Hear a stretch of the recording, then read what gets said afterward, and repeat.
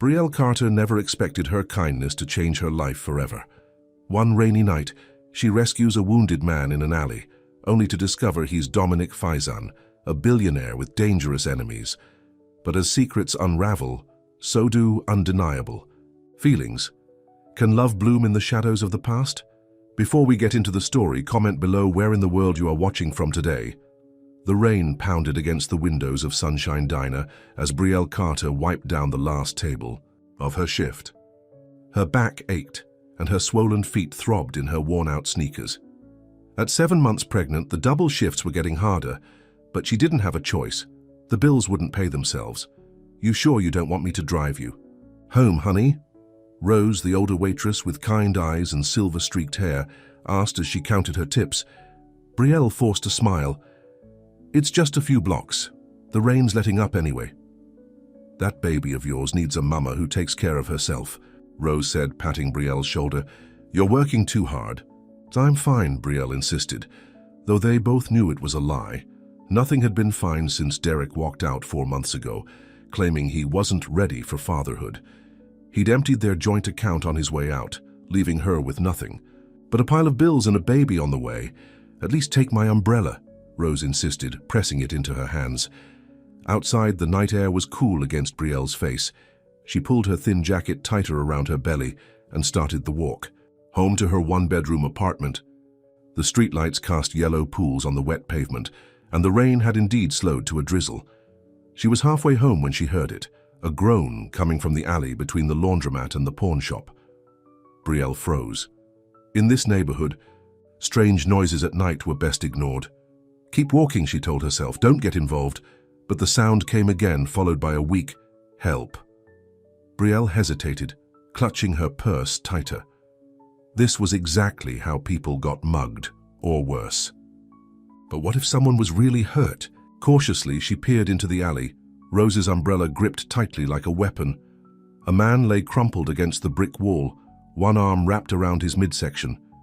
Even in the dim light, she could see the blood staining his white shirt. "Sir, are you okay?" she called, keeping her distance. He lifted his head slightly and Brielle gasped. Despite the bruises forming on his face and the cut above his eye, she could tell he was handsome. Strikingly so, with strong features and dark hair plastered to his forehead from the rain. "I need help," he managed, his voice strained. Brielle's mind raced. The smart thing would be to call 911 and wait from a safe distance. But as she reached for her phone, the man spoke again. "No police, please," she hesitated. What kind of trouble was he in? Drug deal gone wrong? Gang fight? You're hurt, you need a hospital. No hospitals either. His eyes, a startling amber color even in the dim light, met hers. "They'll find me." Warning bells rang in Brielle's head. This man was dangerous or in danger. Either way, she should walk away. She had her baby to think about. But something in those eyes held her. Desperation, yes, but also something else. Something that told her he wasn't a threat to her. "Can you stand?" she heard herself asking. He nodded weakly, and Brielle moved closer, offering her arm for support. He was tall, much taller than her 5'4" frame, and heavy as he leaned against her. "My apartment's a block away," she said, wondering if she'd lost her mind. "Can you make it that far?" Together they shuffled down the sidewalk. The man's breathing labored. Thankfully, at this hour, the streets were empty. By the time they reached her building, Brielle was supporting most of his weight. "3rd floor," she said apologetically, eyeing the stairwell. There was no elevator in her run-down building. It took 15 agonizing minutes to get him up the stairs and into her tiny apartment. By then, they were both drenched in sweat despite the cool night. "Bathroom," she directed, helping him to the small, tiled room. He collapsed onto the closed toilet lid while Brielle searched under the sink for her first aid kit. "You should really see a doctor," she said, assessing his injuries in the harsh bathroom light. The cut above his eye wasn't as bad as it had looked in the alley, but his knuckles were raw. And when she helped him remove his jacket and shirt, she gasped at the angry bruises spreading across his ribs. "Nothing's broken," he said, wincing as she gently pressed the area. "Just bruised." "You sound pretty." "Sure of that?" A ghost of a smile crossed his lips. "Not my first fight. Brielle raised an eyebrow but didn't comment as she cleaned the cut on his forehead. Up close, she could see how expensive his clothes were, or had been before they'd been ruined. His watch alone probably cost more than she made in 6 months. Brielle, she said, breaking the silence. He seemed to hesitate before answering. Dominic. Want to tell me why I shouldn't have called the police, Dominic? His eyes met hers. It's complicated. It usually is. She applied antiseptic to his knuckles, and he didn't even flinch. But I've got a baby coming in 2 months, so if you're bringing trouble to my door, I need to know. No trouble will follow me here, he assured her. They think I'm... He stopped himself. They won't look for me in a place like this. Brielle wasn't sure whether to be offended or relieved. Lucky me. Once his wounds were cleaned and bandaged, Dominic looked marginally better, though exhaustion lined his face. You can take the couch, Brielle said, pulling out extra blankets from her closet. Bathroom's all yours. I'll find you something to wear. She rummaged through the box of Derek's things she'd been meaning to donate, finding sweatpants and a t-shirt that might fit her tall visitor. When she returned to the living room, Dominic was looking at the sonogram picture she had stuck to the refrigerator with a magnet. Your baby? He asked. Brielle nodded, setting the clothes on the couch. A girl. The father? Not in the picture. Something flashed in Dominic's eyes. Understanding, maybe, or recognition. Thank you, he said suddenly. Most people wouldn't have stopped. Brielle shrugged. Most people are smarter than me. That earned her a genuine smile, transforming his battered face into something truly striking. I doubt that very much. Get some rest, she said, uncomfortable with the way her pulse quickened. We'll figure things out in the morning. But when Brielle woke the next day, Dominic was gone. The blankets were neatly folded, and a note lay on her coffee table. I can never repay your kindness. Be safe. Beneath it lay 5 crisp $100 bills. Brielle stared at the money, torn between relief that her strange guest had left and an inexplicable sense of disappointment. The cash would cover her overdue rent, but something about it felt wrong, like he was paying for her help. She tucked the money and note into her dresser drawer, trying to put the whole bizarre incident behind her. She had a doctor's appointment at 10, followed by another double shift at the diner. Real life didn't stop for mysterious strangers in the night. The next week passed in a blur of work, doctor visits, and preparation for the baby. Brielle had almost convinced herself that the encounter with Dominic had been some kind of pregnant lady hormone-induced dream when the black SUVs showed up. She was walking home from her shift, grocery bags cutting into her fingers, when she noticed the sleek vehicles parked outside her building. Men in dark suits stood on the sidewalk, looking very out of place in her neighborhood. Brielle's heart pounded. Had Dominic been some kind of criminal? Were these men looking for him? Before she could decide whether to turn around, one of the men spotted her. Ms. Carter, he called. How did he know her name? Mr. Faizan would like to speak with you, the man continued, approaching her. If you'll come with us? I don't know any Mr. Faizan, Brielle replied, backing away slightly. Dominic Faizan, the man clarified. The gentleman you assisted last week. Brielle froze. Dominic sent you? The back door of the nearest SUV opened, and a distinguished older man with silver hair stepped out. Unlike the others, he wore no sunglasses, and his smile seemed genuine. Ms. Carter, he said warmly, extending his hand. I'm Raymond Kent, Mr. Faizan's personal attorney. He's asked me to bring you to him. Why doesn't he come himself? Brielle asked suspiciously.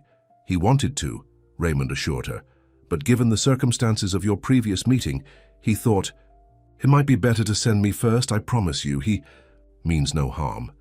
Brielle's instincts were screaming at her to run, but curiosity kept her rooted to the spot. Where is he? At his home, just outside the city. He'd very much like to thank you properly for saving his life. I didn't save his life, Brielle protested. I just cleaned a few cuts. Raymond's expression turned serious. I assure you, Ms. Carter, you did much more than that. Had you not found him when you did, the outcome could have been very different. Brielle thought about the groceries in her hands, the bills on her counter, and the late shift she had tomorrow. She thought about the baby kicking inside her. I need to put these away, she said, lifting the bags, and change clothes. Raymond's face brightened. Of course. Take your time. We'll wait. 30 minutes later, Brielle found herself in the back of the most luxurious car she'd ever been in, heading away from the city. The leather seats were buttery soft, and the temperature was perfectly comfortable, despite the cool autumn day outside. Who is he? She finally asked, breaking the silence. Raymond looked up from his tablet. Dominic? He's one of the most successful businessmen in the country. Faizan Enterprises specializes in tech development and investment, though the portfolio has expanded considerably in recent years. He's rich, Brielle translated flatly. Raymond chuckled. That would be an understatement, but there's much more to Dominic than his wealth, as I'm sure you'll discover. The just outside the city turned out to be nearly an hour's drive, ending at a massive iron gate set into a stone wall. Beyond it, sweeping gardens led to what could only be described as a mansion, all clean lines of glass and stone. This is where he lives, Brielle whispered, suddenly very aware of her simple maternity dress and well-worn cardigan. One of his homes, Raymond corrected with a smile. Don't be nervous. Dominic is many things, but judgmental isn't one of them. The car stopped at the front entrance, where stone steps led to massive double doors. Before Brielle could reach for the handle, her door was opened from outside by a uniformed staff member. Welcome to Ravenswood, Ms. Carter, the woman said with a genuine smile. Mr. Faizan is waiting for you in the solarium. Brielle followed her through the grand entrance hall, past artwork that probably cost more than she'd make in a lifetime, and into a sun-filled room at the back of the house. Floor-to-ceiling windows looked out over immaculate gardens, and comfortable furniture was arranged to take advantage of the view. And there he was, standing with his back to the door, looking. Out at the gardens was Dominic. Without the blood and grime, in a perfectly tailored suit, he looked like he belonged on a magazine cover. Ms. Carter has arrived, sir, the staff member announced. Dominic turned, and Brielle's breath caught. The bruises on his face had faded to yellowish shadows, and the cut above his eye was healing nicely. But it was his eyes that held her, the same intense amber that had haunted her thoughts all week. Brielle, he said, his deep voice warm. Thank you for coming. Not like I had much choice, she replied, then winced at her own rudeness. I mean, your lawyer was very persuasive. A smile tugged at his lips. Raymond has that effect. He gestured to the seating area. Please sit, can I get you anything, water, tea? Brielle perched on the edge of a plush armchair, feeling wildly out of place. Water would be nice. Dominic nodded to the staff member, who disappeared silently.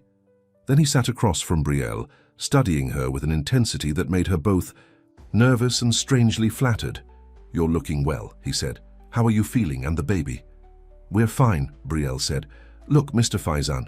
Dominic, please. Dominic. Why am I here?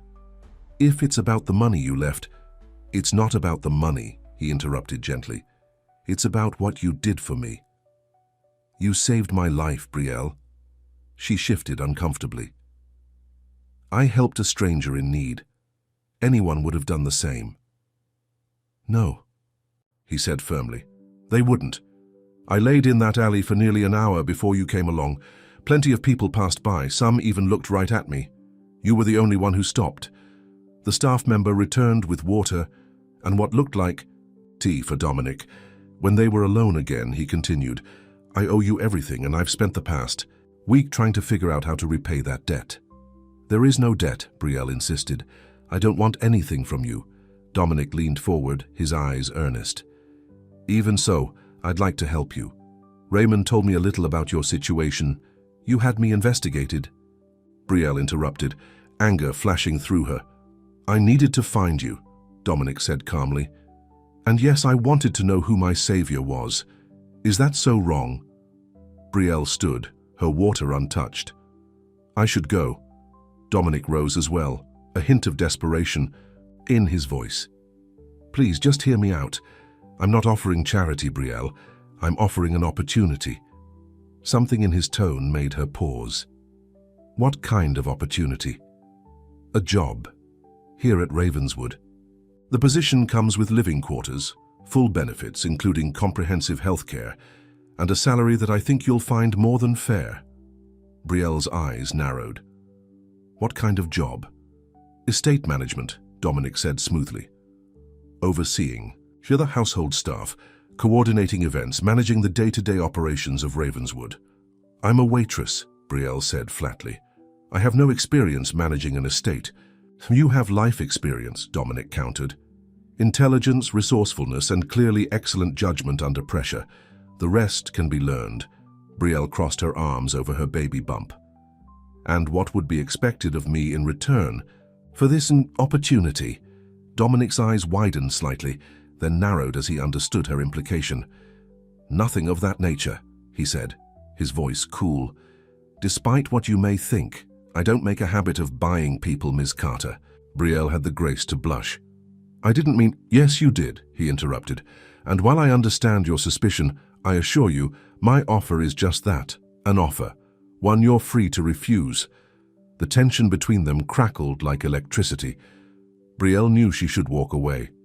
Nothing good could come from entangling her life with a man like Dominic Faizan, a man who clearly lived in a world completely separate from hers.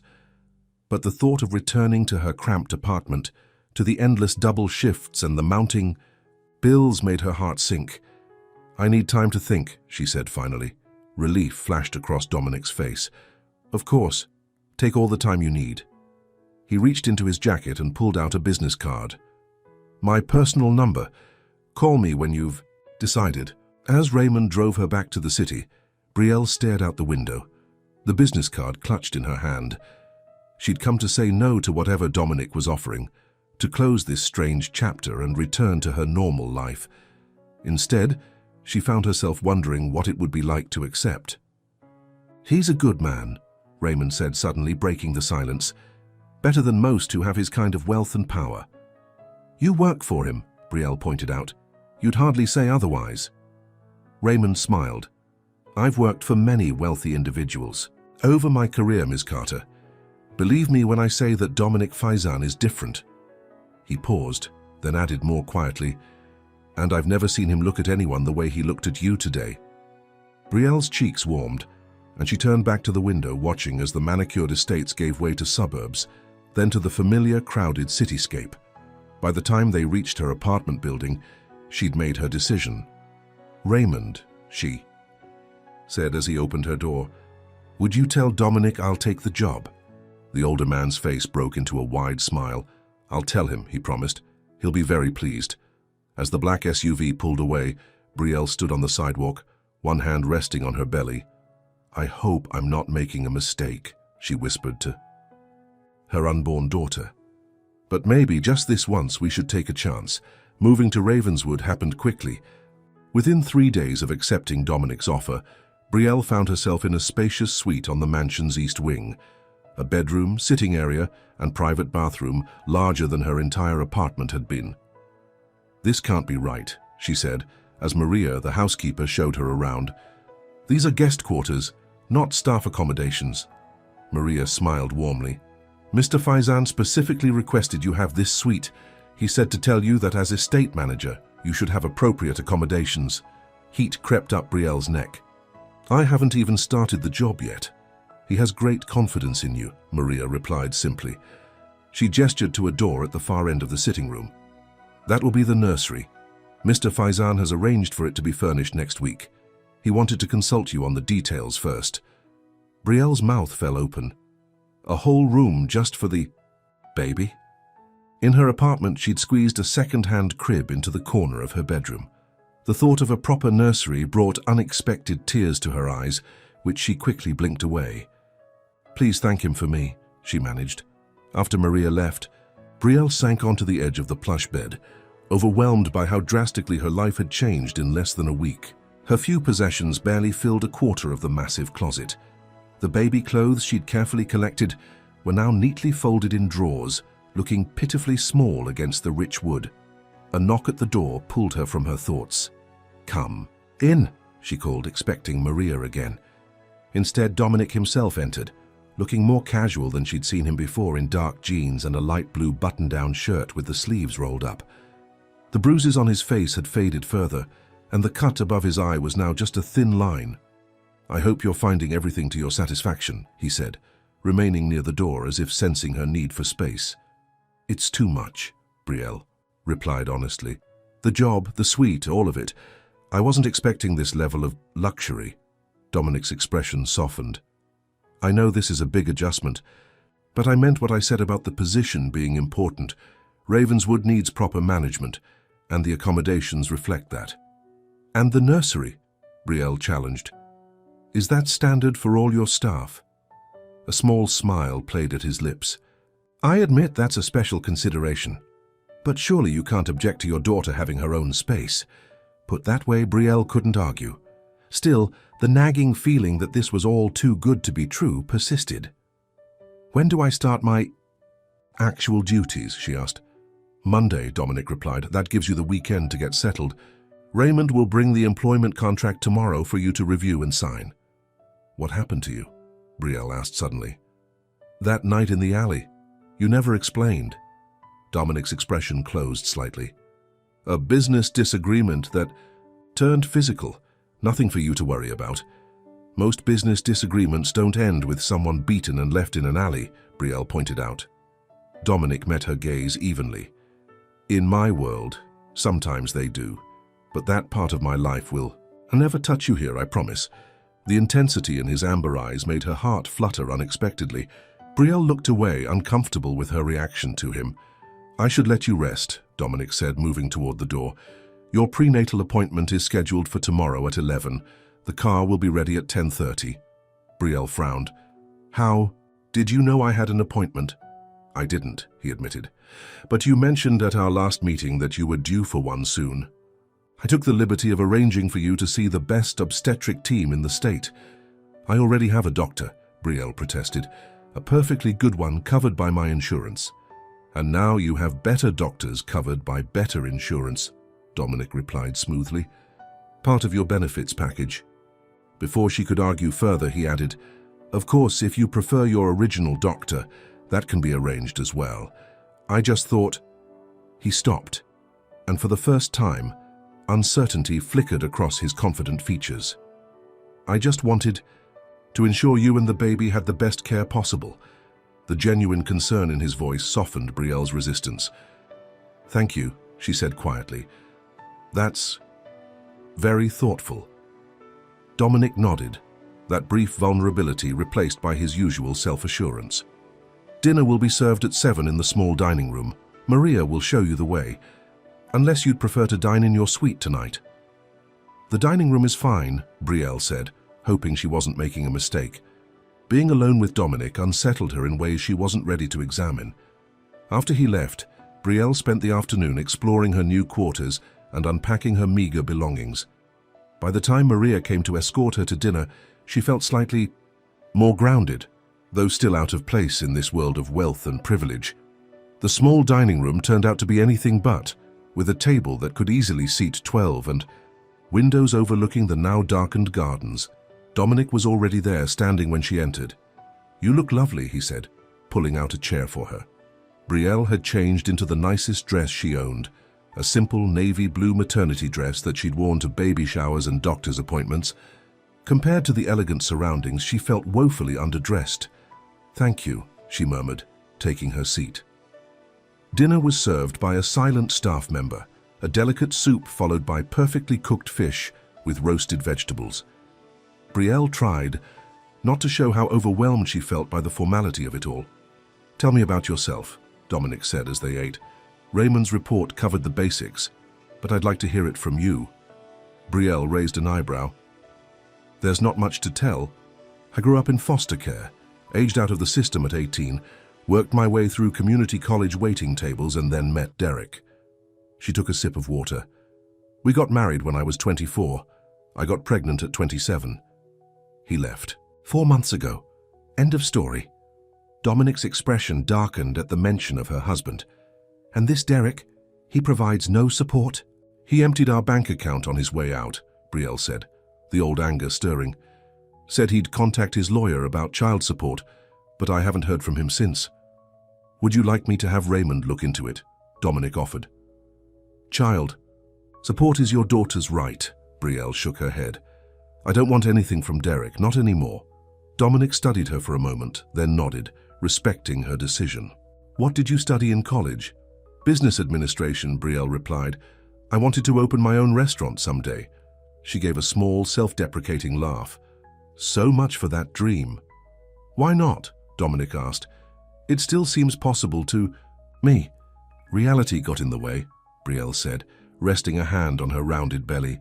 Some dreams have to be put on hold when more important things come along. Dominic's gaze followed her gesture, then returned to her face with surprising warmth. Or perhaps some dreams simply need to evolve. The conversation flowed more easily than Brielle had expected. Dominic asked thoughtful questions and listened intently to her answers, seeming genuinely interested in her opinions and experiences. By the time dessert arrived, a light lemon tart that made Brielle nearly moan with pleasure, she'd almost forgotten the vast differences in their circumstances. Will you tell me more about Ravenswood? She asked. If I'm to manage it, I should understand its history. Something flickered in Dominic's eyes, pleasure, perhaps, at her interest. The estate has been in my family for 3 generations. My grandfather built it after immigrating from Lebanon in the 1940s. He started with nothing and built Faizan Enterprises from the ground up. And your parents? Brielle asked. Dominic's expression closed slightly. My father expanded the business significantly. He died when I was 22. My mother lives in our family's ancestral home in Lebanon most of the year. I'm sorry about your father, Brielle said softly. Dominic inclined his head in acknowledgement but didn't elaborate. Instead, he steered the conversation back to Ravenswood, describing the gardens, the history of the art collection, and the various staff members she would be overseeing. By the time they finished coffee, Brielle felt both exhausted and strangely exhilarated. Dominic walked her back to her suite, maintaining a respectful distance between them as they moved through the grand hallways. Thank you for dinner, she said when they reached her door. And for everything. Dominic's smile was warm. The pleasure was mine, Brielle. Sleep well. The next few days passed in a whirlwind. The prenatal appointment with the new doctors was unlike any medical experience Brielle had ever had. A private waiting room, unhurried consultations, and the most detailed ultrasound she'd ever seen. Your daughter is developing perfectly, Dr. Winters assured her. Strong heartbeat, excellent growth patterns. Brielle stared at the 3D image on the screen, tears welling in her eyes. She's beautiful. Would you like to know if we can see hair? The technician asked with a smile. Brielle nodded eagerly, and the technician pointed to a fuzzy area around the baby's head. See that? She's got quite a bit of hair already. On the drive back to Ravenswood, Brielle couldn't stop looking at the printed images they'd given her. The clarity was remarkable, showing her daughter's tiny features in detail she'd never seen before. Good appointment? Raymond asked from the driver's seat. Amazing, Brielle replied honestly. I never knew prenatal care could be like that. Raymond smiled knowingly. Dominic doesn't do anything halfway, especially when it comes to people he cares about. Brielle chose not to examine the implications of that statement too closely. Monday morning arrived, and with it, Brielle's first official day as Ravenswood's estate manager. Maria spent the morning introducing her to the staff, the groundskeepers, housekeepers, kitchen staff, and security team. Everyone reports to you, Maria explained. And you report directly to Mr. Faizan. What about the previous manager? Brielle asked. I'd like to understand how things were done before. Maria's expression turned slightly guarded. Mr. Peterson left about 6 months ago. Since then, Mr. Faizan has been managing things himself, with my assistance. Brielle frowned. Why did Mr. Peterson leave? That's not for me to say, Maria replied diplomatically. Perhaps you should ask Mr. Faizan. The morning tour ended in a spacious office adjacent to the main library. This is your workspace, Maria said, opening the door to reveal a beautifully appointed room with a large desk, comfortable seating area, and views of the rose garden. There are files on the computer detailing all of Ravenswood's operations, Maria continued. Vendor contracts, staff schedules, upcoming events, everything you need to get started. Mr. Faizan asked that you review them and then meet with him in his study at 2 o'clock. Left alone, Brielle spent the next several hours immersing herself. In Ravenswood's operations, it was overwhelming. The estate functioned almost like a small corporation, with dozens of staff, multiple departments, and a budget that made her eyes widen. At precisely 2 o'clock, she knocked on the door of Dominic's study. "Come in," his deep voice called. Dominic's workspace was a reflection of the man himself, elegant, powerful, and intensely private. Floor-to-ceiling bookshelves lined 2 walls, a massive desk dominated one end of the room, and a seating area, with leather chairs occupied the other. "How was your first morning?" Dominic asked, gesturing for her to sit. "Enlightening," Brielle replied honestly, "and a bit overwhelming. I've been reviewing the files, but there's so much to learn." "You'll catch on quickly," Dominic said with confidence. "Do you have any initial questions?" Brielle hesitated, then decided directness was best. Why did the previous manager leave? Something flashed in Dominic's eyes, approval perhaps at her forthrightness. "Charles Peterson was let go because I discovered he was embezzling funds from the estate accounts." "Oh," Brielle said, surprised by the blunt answer. "I'm sorry to hear that." "Don't be. He betrayed my trust, and I don't give second chances in business matters." Dominic's tone was matter-of-fact, without anger or bitterness. "Is that why you've been handling things yourself? Trust issues?" Dominic leaned back in his chair, studying her. "Partly. Finding someone qualified wasn't difficult. Finding someone I believed would act with integrity was another matter." "And you think I have integrity?" Brielle asked skeptically. "Based on one night when I helped a stranger?" "That night told me everything I needed to know about your character," Dominic replied simply. "You helped someone with nothing to gain and potentially much to lose. That's the definition of integrity." Heat crept up Brielle's neck at the intensity of his gaze. "I'll try not to disappoint you," she said quietly. "You won't," he replied with such certainty that she almost believed him. The weeks that followed fell into a comfortable rhythm. Brielle threw herself into learning every aspect of Ravenswood's operations, determined to prove Dominic's faith in her wasn't misplaced. She met with vendors, reorganized staff schedules, and updated outdated systems. To her surprise, she discovered she had a talent for estate management. Her business degree, combined with her practical experience managing the diner's chaotic schedules, translated well to Ravenswood's more complex operations. Dominic was often away on business, but when he was home, they fell into the habit of having dinner together in the small dining room. Their conversations ranged from estate matters to books, films, and world events. Brielle found herself looking forward to these dinners more than she wanted to admit. One evening in late October, as they lingered over coffee, Dominic mentioned an upcoming charity gala at Ravenswood.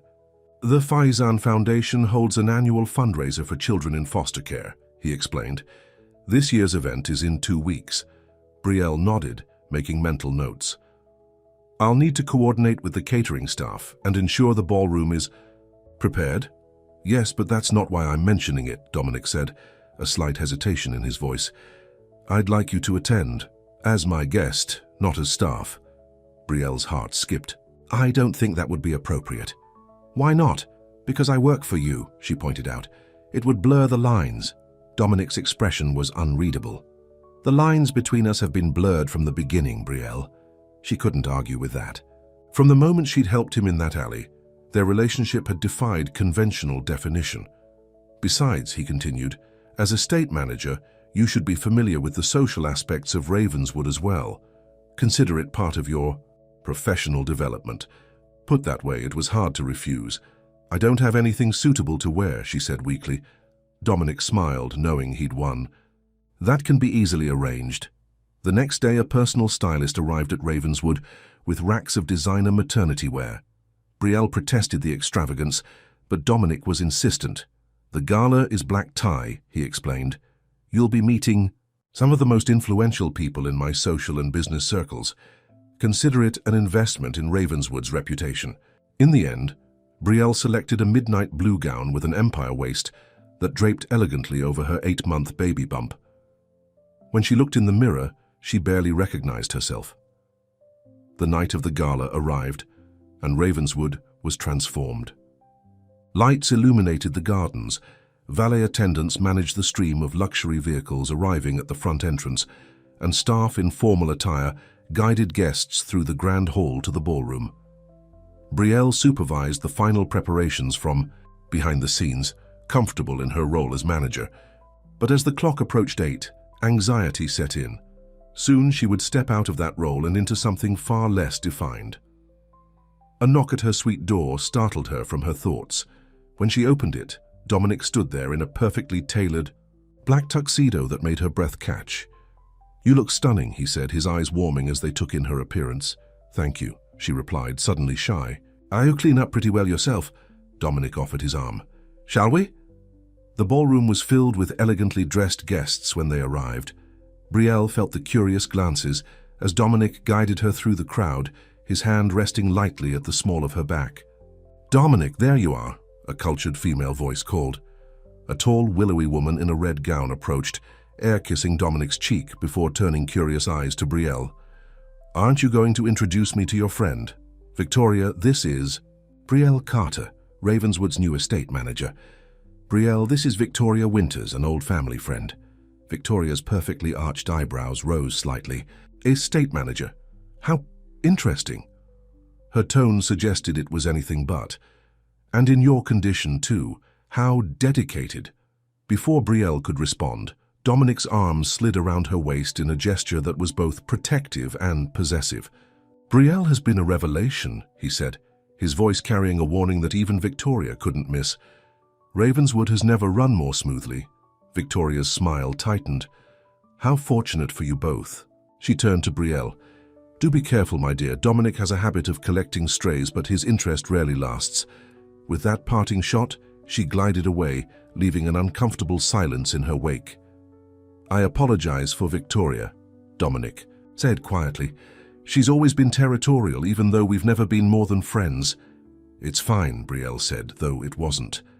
Victoria's words had struck a nerve, voicing the very fears that haunted her late at night. Was she just another of Dominic's charitable projects, a novelty that would wear off once her usefulness ended? Throughout the evening, Dominic introduced her to countless guests, business associates, philanthropists, old friends. Most were polite, if curious about her role at Ravenswood. A few, like Victoria, were less welcoming, eyeing her baby bump with thinly veiled judgment. By the time Dominic took the stage to deliver his speech about the Faizan Foundation's work with foster children, Brielle was exhausted from the emotional strain of navigating this unfamiliar social territory. "The foundation was established in memory of my father," Dominic was saying, "but its mission reflects a belief we both shared, that every child deserves a safe home and the chance to thrive. As someone who grew up in the foster system myself, I understand firsthand the difference that stability and opportunity can make." Brielle's head snapped up in surprise. Dominic had been in foster care. He'd never mentioned it in their conversations. When he rejoined her after his speech, Brielle couldn't help asking, "You were in foster care, why didn't you tell me?" Something vulnerable flickered across his face. "It's not something I discuss often. My mother died when I was 8. My father was unavailable. I spent 4 years in the system before he reclaimed me. That's why the foundation focuses on foster children," Brielle realized. Dominic nodded. "It's personal to me, as I suspect it would be to you, given your background." The shared experience created a new understanding between them, a connection that transcended employer and employee. As the evening wound down and guests began to depart, Dominic led Brielle to a quiet terrace overlooking the gardens. The night air was cool and he draped his jacket around her shoulders without asking. "Thank you for coming tonight," he said quietly. "Having you there made it bearable." Brielle looked up at him in surprise. "You seemed perfectly at ease." A small smile touched his lips. "Years of practice. The truth is, I find most social gatherings tedious at best, painful at worst. Why host them then?" "Some things are necessary despite being unpleasant," he replied. "The foundation needs donors. Donors need to feel special, hence galas." In the moonlight, with his guard lowered, Dominic looked younger, less the powerful businessman and more the man she'd glimpsed in quiet moments over dinner. "Victoria was right about one thing," he said suddenly. "I do have a habit of trying to fix things, people, situations. It's a character flaw." Is that what I am? Brielle asked, her voice carefully neutral. Something to fix? Dominic turned, to face her fully, his expression more open than she'd ever seen it. No, Brielle, you're something much more dangerous than that. What's that? She whispered, her heart pounding.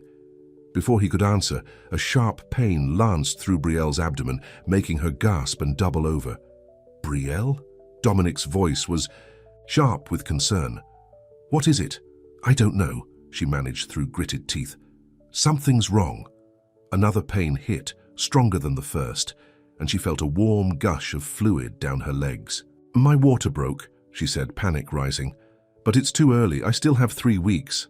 Dominic's arms were around her instantly, supporting her weight.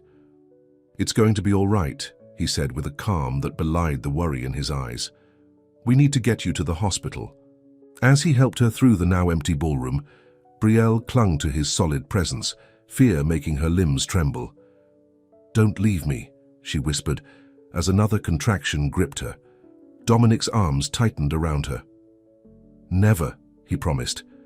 A world of meaning in that single word. I'm right here and I'm not going anywhere. The next few hours passed in a blur of pain and fear for Brielle. Dominic's driver broke every speed limit, getting them to the hospital, where a medical team was already waiting, alerted by Dominic's call ahead. Premature labor, the doctor announced after examining her. We're going to try to stop the contractions. Your baby needs more time. Brielle nodded through tears, squeezing Dominic's hand so tightly her knuckles turned white. He never flinched, standing solid beside her bed as nurses hooked up IVs and monitors. I'm scared, she whispered when they were briefly alone. I know, Dominic said, brushing damp hair from her forehead. But you're in the best possible hands. Dr. Reynolds is the top neonatal specialist in the country. How did she get here so fast? Brielle asked between contractions. A small smile touched Dominic's lips. I may have had her on standby since you moved to Ravenswood, just in case. The revelation should have annoyed her, another example of his high-handed way, of managing everything around him. Instead, she felt only gratitude. Thank you, she said simply. The medication they gave her finally took effect, slowing the contractions until they stopped completely. By morning, Brielle was exhausted but stable. We've managed to halt the labor, Dr. Reynolds explained. But you'll need to remain on bed rest for the remainder of your pregnancy. Any exertion could trigger contractions again. Bed rest? Brielle repeated, dismayed. But my job can wait, Dominic interrupted firmly. Your health and the baby's are all that matter now. Dr. Reynolds nodded. I'd like to keep you here for 48 hours for observation. After that, if all remains stable, you can continue bed rest at home with regular monitoring. After the doctor left, Brielle turned to Dominic, who hadn't left her side all night. You should go home and get some rest. You look exhausted. He did look tired, his usually impeccable appearance rumpled from the long night, but he shook his head. I promised I wouldn't leave you, remember? The simple statement delivered without drama touched something deep inside Brielle. Derek had made grand romantic declarations throughout their marriage, but when the real crisis came, the positive pregnancy test, the financial strain, he'd walked away without a backward glance. Dominic, who owed her nothing beyond an employer's concern, had stood by her through the most frightening night of her life. At least go home and change, she suggested. Take a shower, I'll be fine for a few hours. Dominic hesitated, clearly reluctant to leave her. Please, Brielle added, it would make me feel better knowing you're taking care of yourself too. Finally, he nodded. I'll be back soon. He squeezed her hand once more, then left the room. Alone, Brielle sank back against the pillows, her hands resting protectively on her belly. The baby kicked, as if reassuring her that all was well for now. We're going to be okay, she whispered. We're not alone anymore. True to his word, Dominic returned 3 hours later, freshly showered and changed. He brought with him a small suitcase of her things from Ravenswood packed by Maria. I thought you might want your own clothes and toiletries, he explained, setting the case on a chair. And this.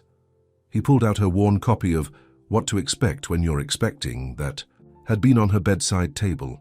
The thoughtfulness of the gesture brought tears to her eyes. Pregnancy hormones, she told herself firmly. Nothing more. The next 2 days passed slowly. Dominic divided his time between working remotely from her hospital room and ensuring she had everything she needed.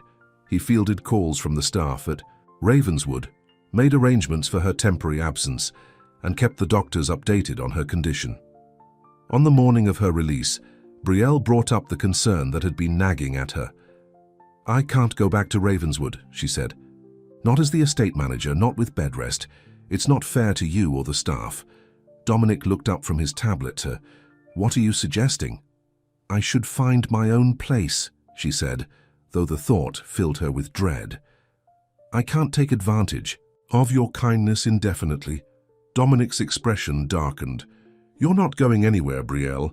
Certainly not back to that apartment in the city. I can't stay at Ravenswood without working," she insisted. "That wasn't our agreement." "Our agreement can be adjusted," he replied calmly. "You're still the estate manager. Consider this a medical leave with full pay and benefits." "That's ridiculous," Brielle protested. "You can't pay me to do nothing." Dominic set his tablet aside and moved to sit on the edge of her bed, his eyes serious.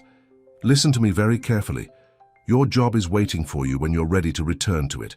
Until then, your only responsibility is taking care of yourself and your daughter. Is that clear?"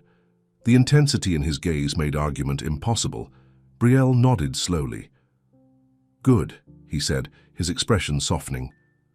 "Now, there's something else we need to discuss. Dr. Reynolds recommends you have round-the-clock care for at least the first week at home. I've arranged for a private nurse." "That's not necessary," Brielle started to say, but Dominic cut her off. "It is necessary," he said firmly. "And before you argue about the cost, remember that your medical care is covered by your benefits package." It was pointless to argue, she realized. Dominic had made up his mind, and when it came to her well-being, he was immovable. The return to Ravenswood was carefully orchestrated. Dominic insisted on carrying her from the car to her suite, despite her protests that she could walk. "Doctors. Orders," he reminded her as he lifted her effortlessly. Minimal exertion. Her suite had been transformed in her absence. The sitting room now contained a hospital-grade bed positioned to enjoy the view of the gardens, along with a television, extra pillows, and a small refrigerator stocked with her favorite snacks and drinks. "Maria arranged everything," Dominic explained, as he gently set her down on the bed. "The nurse will arrive within the hour. Her name is Hannah, and she comes highly recommended by Dr. Reynolds." Over the next week, Brielle settled into a new routine. Hannah, the nurse, was a cheerful woman in her 50s who took her job seriously, but never made Brielle feel like an invalid. Maria visited daily, bringing flowers from the garden and updates on the household, and every evening, without fail, Dominic joined her for dinner, having his meal alongside hers in the sitting room. "You don't have to do this," Brielle told him one evening. "Surely you have better things to do than keep me company." Dominic looked up from his plate, his amber eyes warm in the lamplight. "There's nowhere else I'd rather be." The simple statement, delivered without hesitation, sent heat rushing to her cheeks. Brielle looked away, afraid of what he might see in her expression. "Besides," he continued, "it's selfish on my part. Your conversation is far more interesting than the endless business dinners I'd otherwise be attending." Brielle laughed, grateful for the lightening of the mood. "I find that hard to believe. All I talk about these days is baby names and my weird pregnancy cravings." "Both fascinating topics," Dominic assured her with a smile. As the days passed, Brielle found herself looking forward to these evening visits more and more. Dominic had a gift for making her forget her confinement, bringing her books, films, and stories from his travels to distract her.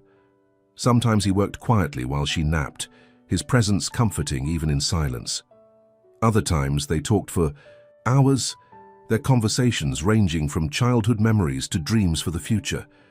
2 weeks into her bed rest, Hannah declared that Brielle was stable enough to reduce nursing care to daytime hours only. "You're doing wonderfully," she told Brielle during her morning assessment. "The baby's heartbeat is strong and there's been no sign of contractions. If this continues, you might be able to get up for short periods soon." After Hannah left for the evening, Brielle felt restless. The walls of her suite, beautiful as they were, had begun to feel confining. She was contemplating asking Dominic if she might move to the garden room for dinner when a knock came at her door. "Come in," she called, expecting Maria with the evening meal. Instead, Dominic entered, his arms full of shopping bags. "Good evening," he said, setting the bags down. "I've brought you something." Brielle eyed the bags suspiciously. "Dominic, we've talked about this. You can't keep buying me things." "These aren't for you," he replied with a mysterious smile. "They're for the nursery." Her heart skipped.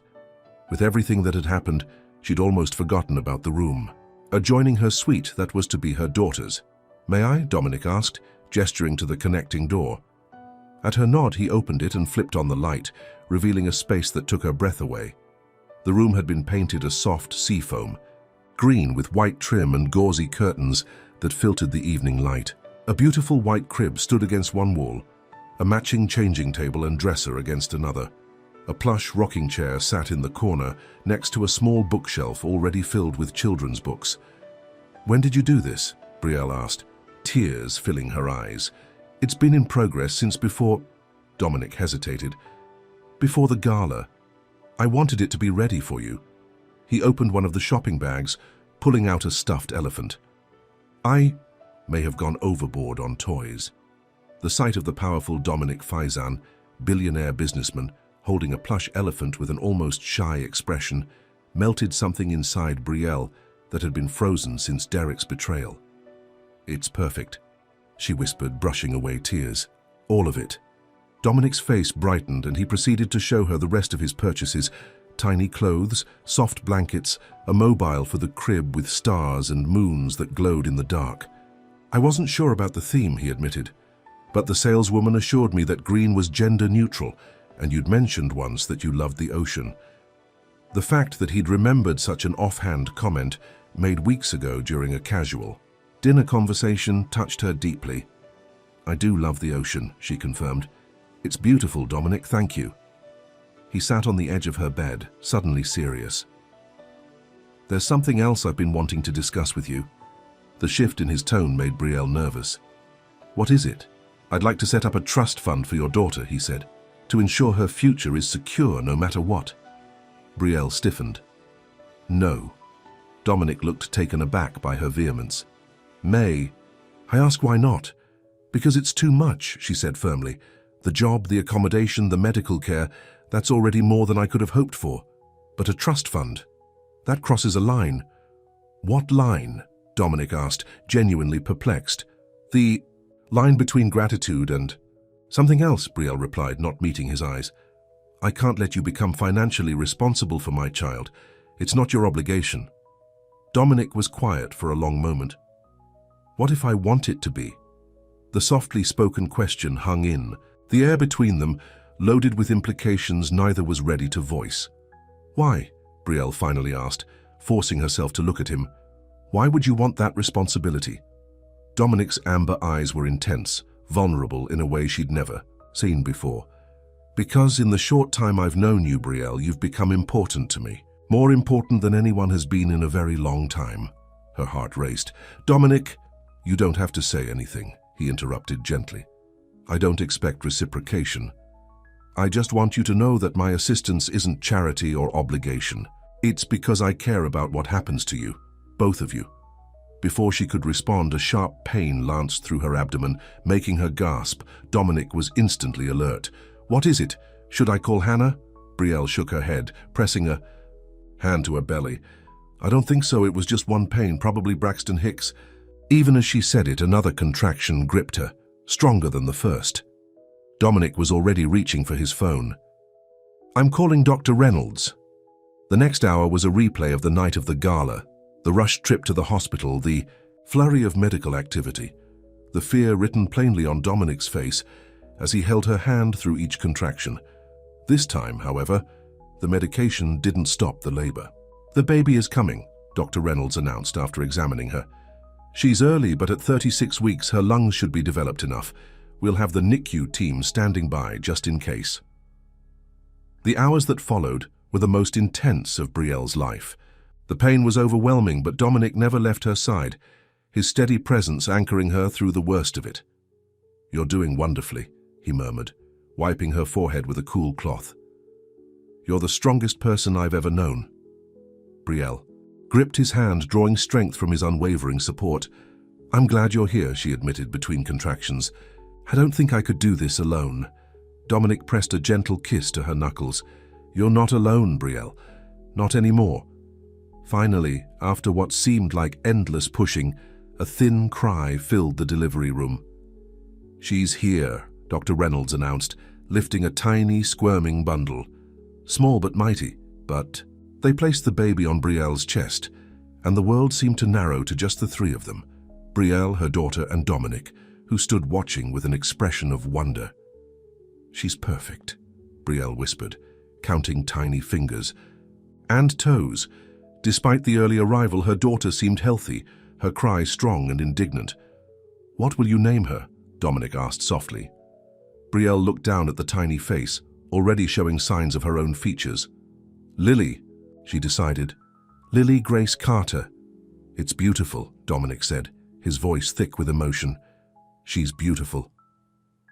The following days were a blur of newborn checks, feeding schedules, and very little sleep.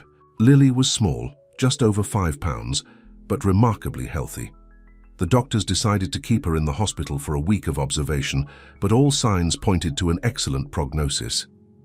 Dominic arranged for a private room for Brielle and Lily, ensuring they had everything they needed.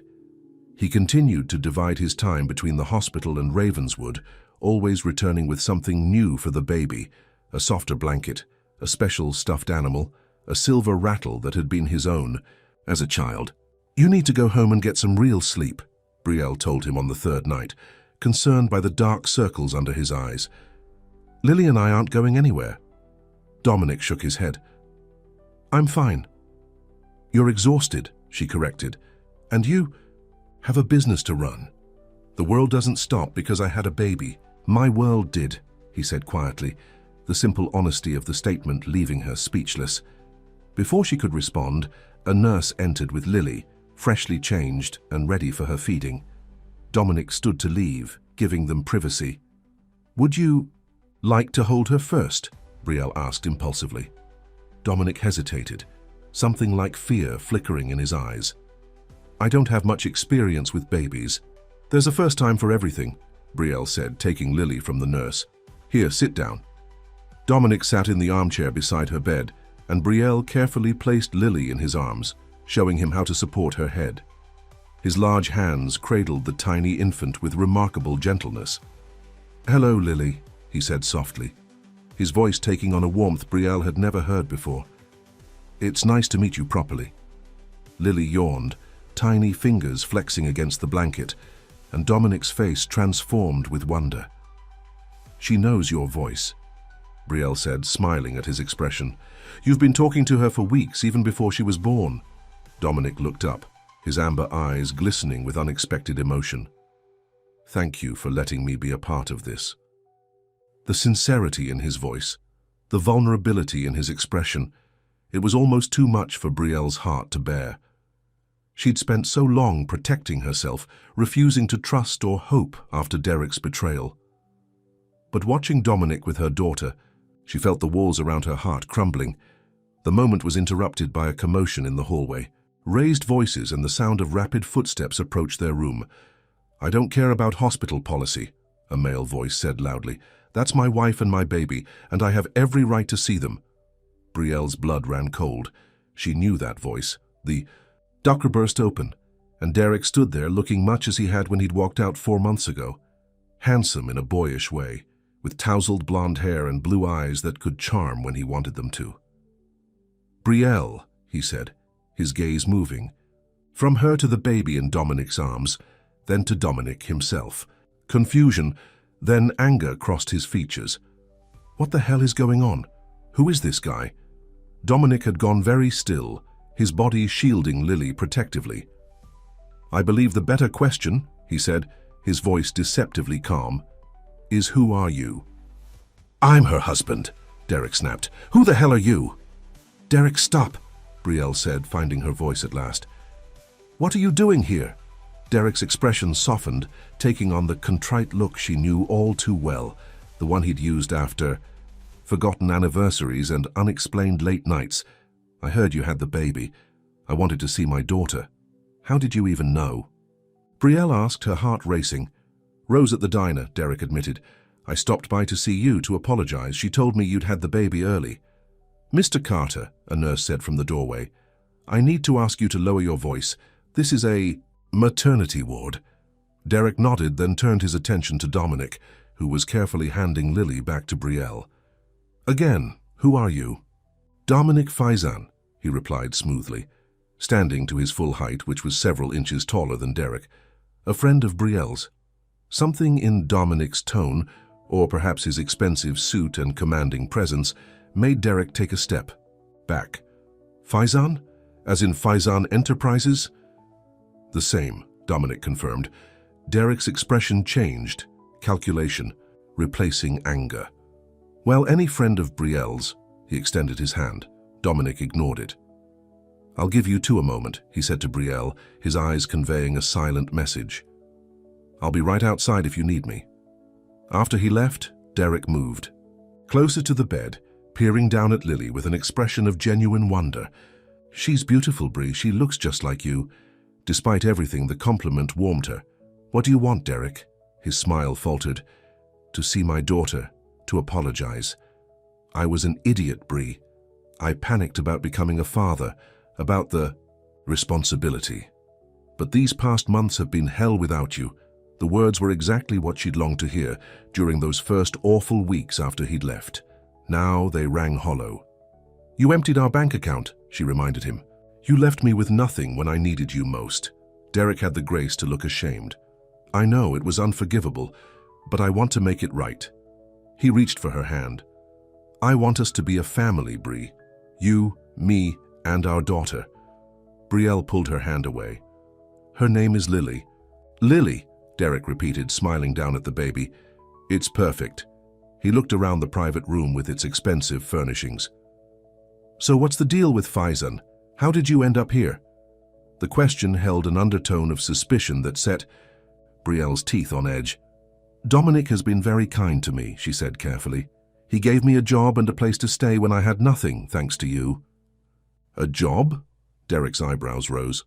What kind of job? I manage his estate, Brielle replied, lifting her chin. And before you ask, it's a legitimate position with a proper salary. Unlike you, he believes in my abilities. Derek's expression hardened briefly before he forced another smile. I'm glad someone was there for you when I wasn't. But I'm here now, Brie. I want another chance. Brielle looked down at Lily, sleeping peacefully in her arms. Once, she'd dreamed of this moment. Derek returning, apologizing, asking to be a family. She'd imagined herself falling into his arms, grateful and forgiving. Now all she felt was a dull ache for what might have been, for the life she'd thought they would build together. I need time, Derek, she said finally. This is all very sudden. He nodded eagerly. Of course, take all the time you need. I'm not going anywhere this time, I promise. He leaned down to kiss her forehead, an intimacy that felt wrong now. I'm staying at my parents' place. Call me when you're ready to talk. After he left, Dominic returned, his expression carefully neutral. Are you all right? Brielle nodded, though she felt far from all right. He wants us to try again, to be a family. Something flashed in Dominic's eyes, pain perhaps, or resignation. I see. I told him I needed time, Brielle added quickly. Dominic moved to the window, his back to her. He's Lily's father. It's natural for you to consider reconciliation. Is it? Brielle asked softly. Natural to go back to a man who abandoned me when I needed him most, who took everything we had and disappeared without a word for months. Dominic turned, his expression guarded. What are you saying, Brielle? I'm saying that I don't know what I want right now, she admitted, except that I want what's best for Lily. And what do you think that is? The question hung between them, loaded with unspoken emotion. I don't know, Brielle whispered, tears filling her eyes. I honestly don't know. Dominic crossed to her side, taking her free hand in his. Whatever you decide, my offer stands. You and Lily will always have a place at Ravenswood, whether as employees or... He paused. Or as something more. The implication in his words, in his warm amber eyes, made Brielle's heart race. But before she could respond, the door opened again and Dr. Reynolds entered. "How's our little family doing?" she asked, smiling at the tableau of Brielle in bed with Lily and Dominic seated beside them. Our little family. The phrase echoed in Brielle's mind as the doctor checked Lily's vital signs. Was that what they had become? She, Lily, and Dominic? A strange, unexpected family formed through chance and kindness, and now Derek had returned, claiming to want what he'd so carelessly thrown away. The husband who'd shared her past versus the man who'd protected her present and promised to secure her future. As Dominic excused himself to take a phone call, giving her privacy for Lily's feeding, Brielle looked down at her daughter's perfect face. "What should we do, little one?" she whispered. "Where do we truly belong?"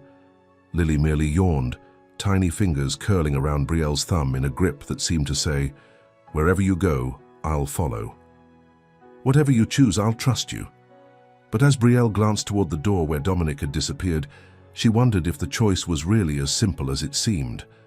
Because somewhere along the way, between that rainy night in the alley and this moment in the hospital room, Dominic Faizan had become essential to her in ways she'd never expected. And the thought of walking away from him, even to rebuild her marriage, filled her with a sense of loss so profound, it took her breath away. 3 days after Derek's unexpected visit, Brielle and Lily were cleared to leave the hospital. Dominic had arranged everything. The paperwork, the car seat carefully installed in his SUV. The pediatrician scheduled for a home visit the following day. "Are you ready?" he asked, wheeling her to the hospital entrance while a nurse carried. Lily Brielle nodded, though in truth she felt anything but ready. The weight of Derek's return still hung over her, complicating what should have been a joyful homecoming. Dominic had been unfailingly kind in the days since Derek's appearance, never pressing her for a decision, never indicating that her husband's return had changed anything between them. But Brielle sensed his careful distance, the way he sometimes caught himself before reaching for her hand, the shadow that crossed his face when Derek's name came up. The drive to Ravenswood was quiet, Brielle sitting in the back with Lily while Dominic drove. Raymond had offered to serve as chauffeur, but Dominic had insisted on taking them home himself. Home. The word echoed in Brielle's mind as the mansion came into view through the trees. Was Ravenswood truly her home now? Or was it just another temporary shelter, like the many foster homes she'd passed through as a child? "The staff wanted to welcome you properly," Dominic said as they pulled up to the front entrance. "But I told them you'd need rest first. They've prepared everything upstairs." "Thank you," Brielle said softly. "For everything, Dominic. I don't know what I would have done without you these past months." Something flickered in his eyes. Pain, perhaps, or resignation. "You would have managed, Brielle. You're stronger than you give yourself credit for." Inside, the mansion was warm and welcoming. Maria had placed fresh flowers throughout Brielle's suite, and the nursery looked like something from a magazine. Every detail perfect for Lily's arrival. "It's beautiful," Brielle whispered, cradling Lily as she took in the room that had been prepared with such care. "She'll love growing up here." Dominic stood in the doorway, his expression unreadable. "I'm glad you think so." After helping her settle in, he excused himself, citing business calls that couldn't wait. Brielle tried not to feel disappointed at his absence. After all, she'd told him she needed time to think, to decide between her past with Derek and whatever future might be possible with him. The first week home with Lily passed in a blur of nighttime feedings, diaper changes, and precious moments of bonding. Maria and the other staff were invaluable, bringing meals, helping with laundry, and occasionally watching Lily so Brielle could shower or nap. Derek called daily, asking about Lily, reminiscing about their life together, telling her how much he'd changed. Brielle kept their conversations brief, still uncertain about what she wanted. Dominic, meanwhile, seemed to be giving her space. He visited each evening to check on them, always bringing a small gift for Lily. A book, a soft toy, a tiny bracelet with her initials engraved on it. But he never stayed long, and he never mentioned Derek or pressed her for a decision. By the end of the second week, Brielle's pediatrician declared Lily was gaining weight right on schedule. "She's doing beautifully," Dr. Winters assured her. "You're doing an excellent job, Mom." That evening, as Brielle sat in the rocking chair feeding Lily, a knock came at her door. "Come in," she called, expecting Maria with dinner. Instead, Derek entered carrying a large bouquet of lilies. "Surprise," he said with a hesitant smile. Brielle tensed. "How did you get in here?" "I told the guard at the gate I was your husband," Derek explained, setting the flowers down. "He called the house and someone named Maria said it was okay." He approached cautiously, his eyes on Lily. "How is she?" "She's fine," Brielle said, adjusting her nursing cover. "But you should have called first, Derek." He had the grace to look apologetic. "I know, I missed you both so much, and you weren't answering my calls." "I've been a little busy," Brielle pointed out, nodding toward Lily. Derek sat on the edge of the bed, his expression wistful. "She's perfect, Brie. She looks just like you did in your baby pictures." Despite her annoyance at his unannounced visit, Brielle's heart softened slightly. "Would you like to hold her when she's done eating?" Derek's face lit up. "I'd love that." 20 minutes later, he was cradling Lily carefully in his arms, staring down at her with undisguised wonder. "I can't believe we made something so amazing," he whispered. The moment felt surreal to Brielle, her husband holding their daughter in a mansion owned by a billionaire who had changed both their lives irrevocably. "I've been thinking a lot about us," Derek said, still gazing at Lily. "About the kind of father I want to be, the kind of husband." He looked up, his blue eyes earnest. "I want to do better, Brie. I want us to be a real family." "We are a family," Brielle replied. "Lily makes us that regardless of whether we're together or not." Derek's expression fell. "That's not what I mean, and you know it. I'm talking about giving our marriage another chance, coming home, being together." "Where is home, Derek?" Brielle asked quietly. "You emptied our bank account. I couldn't pay rent. I lost our apartment. Where exactly would we go?" Derek looked uncomfortable. "My parents said we could stay with them until we get back on our feet. Dad could give me my old job back at the dealership." The prospect of living with Derek's parents, of watching him fall back into his old patterns at his father's car dealership, filled Brielle with a weariness she couldn't explain. "And then what?" she pressed. "What happens when it gets hard again? When Lily is teething and crying all night? When bills pile up? Will you stick around this time?" "I will," Derek insisted. "I've changed, Brie. These months without you, they made me realize what really matters." Before she could respond, there was another knock at the door. This time, it was Dominic who entered, stopping short at the sight of Derek holding Lily. "I apologize for interrupting," he said, his voice carefully neutral. "Maria didn't mention you had a visitor." The tension in the room thickened. Derek straightened, holding Lily a little closer. "Faizan," he acknowledged with a nod. "Carter." "Dominic," replied coolly. He turned to Brielle. "I can come back later." "No, it's fine," Brielle said quickly, not wanting him to leave. "Derek was just visiting Lily." An awkward silence fell, broken only by Lily's soft cooing sounds. "So, Faizan," Derek said finally, "Brielle tells me you've given her a job. That's very generous of you." Something in his tone made Brielle wince. "Derek, Brielle is an excellent estate manager," Dominic interrupted smoothly. "If anything, I'm getting the better end of the arrangement." Derek's eyes narrowed slightly. "And this arrangement includes a place to stay for both of them?" "For as long as they wish it," Dominic confirmed, his gaze shifting to Brielle. The unspoken message in his amber eyes was clear. "Forever, if you want it." Derek seemed to sense the undercurrent between them. He carefully handed Lily back to Brielle, his movements a little stiffer than before. "I should go. It's getting late." He leaned down to kiss Brielle's cheek. "Think about what I said, Brie, about being a family." After he left, Dominic remained standing near the door, his expression guarded. "I didn't mean to chase him away." "You didn't," Brielle assured him. "He was leaving anyway." She adjusted Lily in her arms. "Did you need something?" Dominic hesitated. "I just wanted to see how you both were doing, and to let you know that I'll be away for a few days. Business in Dubai that can't be handled remotely." "Oh," Brielle said, surprised by the sharp disappointment she felt. "When do you leave?" "Tomorrow morning," he replied. "Raymond will be here if you need anything. And, of course, all the staff are at your disposal." Brielle nodded, not trusting herself to speak. The thought of Dominic leaving, even for a few days, left her with an emptiness she hadn't expected. Brielle, Dominic said softly, moving closer, I want you to know that whatever you decide about Derek, about your future, I will respect it. Your happiness is what matters to me. The simple sincerity in his voice, the warmth in his eyes, it was almost too much to bear. Brielle looked down at Lily, who had fallen asleep in her arms, tiny face peaceful. How can I know what will make me happy, she whispered. How can I make this choice when so much is at stake?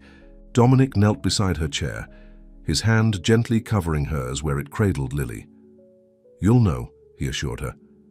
In your heart, you already do. He stood then, and after one last look at Lily, left the room, closing the door softly behind him. That night, Brielle lay awake long after Lily's midnight feeding, her mind churning. Derek's visit had clarified some things for her, but raised questions about others. She thought about his vision of their future, living with his parents, him returning to the job he'd hated, the same pattern they'd been trapped in before. Then, she thought about Ravenswood, about the life she'd begun to build here, about Maria's kindness, about her suite with its beautiful nursery, about the estate management job she'd grown to love and excel at, about Dominic and the way he looked at her when he thought she wouldn't notice. By morning, she knew what she had to do. After breakfast, Brielle asked Maria to watch Lily while she made an important call. In her sitting room, she dialed Derek's number with steady fingers. Brie, he answered on the first ring, hope evident in his voice. I was just about to call you. Derek, she said, keeping her voice calm. I've been thinking about what you said yesterday, about being a family. And? The eagerness in his tone made what she had to say harder. I think you're right that Lily deserves a family, Brielle continued carefully. And I believe you when you say you want to be part of her life. But I don't think that means we need to be married anymore. Silence greeted her words, then a long exhale. Because of him? Derek asked, his voice tight. Because of Faizan? This isn't about Dominic, Brielle replied, though in some ways it was. It's about us. About the fact that we weren't happy before I got pregnant, and bringing a baby into an unhappy marriage won't help anyone. We could try, Derek insisted. People change, Brie, I've changed. Maybe you have, she acknowledged, and I hope so for Lily's sake. But I've changed too. I'm not the same woman you left 4 months ago. So that's it. Derek's voice turned bitter. You're choosing him over me, the rich guy who swooped in and saved the day. I'm choosing myself, Brielle corrected firmly. And what's best for Lily? You're her father, Derek. Nothing will change that. We'll work out visitation, co-parenting, whatever you want. But our marriage is over. After she hung up, Brielle felt a weight lift from her shoulders. The conversation had been difficult but necessary. Now she needed to speak to Dominic before he left for Dubai. Maria agreed to continue watching Lily, and Brielle made her way to Dominic's study. She knocked softly, her heart pounding. Come in, his deep voice called. Dominic was at his desk, surrounded by documents. He looked up in surprise when she entered. Brielle, is everything all right? I just spoke to Derek, she said, moving closer. I told him our marriage is over. Dominic's expression remained carefully neutral, though a flicker of something, hope perhaps, passed through his eyes. I see. And how do you feel about that? Relieved, Brielle admitted. Sad for what might have been, but mostly relieved. She took a deep breath. I also realized something else. What's that? Dominic asked, standing now, his full attention on her. That when you told me I'd know in my heart what would make me happy, you were right. Brielle's voice softened. Being here at Ravenswood, it feels like home, not because of the luxury or the security, but because of you. Dominic moved around the desk to stand before her, his amber eyes intent on her face. Brielle, you don't have to say anything, she interrupted. I know this is complicated. I have a newborn, I'm technically still married, and I work for you. I'm not expecting... Her words were cut off as Dominic closed the distance between them, his hands gently framing her face. May I? He asked softly. At her nod, He lowered his lips to hers in a kiss so tender it brought tears to her eyes. It was brief, gentle, but filled with a promise that made her heart race. When they parted, Dominic rested his forehead against hers. "I've wanted to do that since that night in the alley," he confessed. "Even bruised and battered, I knew there was something special about the woman who stopped to help me when no one else would." "I thought I was crazy," Brielle admitted with a small laugh. "Bringing a stranger home, trusting you without reason." "Not crazy," Dominic murmured. "Just braver than most." He straightened, his expression turning serious. "I need to tell you something. About that night. About why I was in that alley." Brielle's heart skipped. Whatever his secret was, she sensed it was important. "I told you it was a business disagreement," Dominic began, taking her hands in his. "That wasn't entirely accurate. The men who attacked me were sent by Victor Callas." The name meant nothing to Brielle, and her confusion must have shown on her face. "Victor Callas is the head of a business conglomerate that has been trying to take over Faizan Enterprises for years," Dominic explained. "Recently, I discovered he's been using his companies to launder money for some very dangerous people. I was gathering evidence to turn over to the authorities when his men intercepted me. They tried to kill you," Brielle realized, horrified. Dominic nodded grimly. "They would have succeeded if you hadn't found me when you did. That's why I couldn't go to a hospital. Callas has people everywhere. By the time I made it back to Ravenswood, I'd lost enough blood that my security team thought I wouldn't make it through the night." "Why are you telling me this now?" Brielle asked, a chill running through her. "Because I'm leaving for Dubai in a few hours, and it's not just for business," Dominic admitted. "The authorities are closing in on Callas, and I need to provide testimony. There's a small but real risk involved." Fear gripped Brielle's heart. "Then don't go, send someone else." Dominic shook his head. "I have to do this myself. But I needed you to know the truth before I left. And I needed you to understand that this part of my life, the danger, it's nearly over. Once Callas is in custody, that threat will be gone. And if something happens to you?" Brielle couldn't keep the tremor from her voice. "Nothing will happen," Dominic assured her. "But even if it did, you and Lily would be taken care of. Raymond has all the necessary paperwork." "I don't care about paperwork," Brielle said fiercely. "I care about you coming back safely." Dominic's expression softened, and he pulled her close. "In that case, I have every reason to be careful, don't I?" They stood in each other's arms for a long moment, the reality of their feelings finally acknowledged. "My plane leaves in a few hours," Dominic said reluctantly. "I should finish preparing." Brielle nodded, stepping back. "How long will you be gone?" 4 days, if all goes well," he replied. "I'll call when I can, but security protocols might limit communication." "We'll be here when you get back," Brielle promised. "Lily and I," Dominic's smile was warm, filling her with hope for their future. "I'm counting on it." The next 4 days were the longest of Brielle's life. She threw herself into caring for Lily and learning more about her estate management duties, but thoughts of Dominic and the danger he might be facing were never far from her mind. Derek called twice, his tone civil but strained. He asked about Lily and requested regular visitation once things settled down. Brielle agreed, grateful that he wasn't going to fight her decision. On the evening of the 4th day, Brielle was in the nursery, singing softly to Lily, when she heard footsteps approaching. Her heart leaped, and she turned to find Dominic standing in the doorway, his features soft as he watched them. "You're back," she whispered, not wanting to wake Lily, who had just fallen asleep. Dominic nodded, moving closer. "I came straight from the airport." "Is it over?" Brielle asked, carefully placing Lily in her crib. "It's over," Dominic confirmed. "Callas is in custody, along with several of his associates. The authorities have everything they need." Relief washed over Brielle.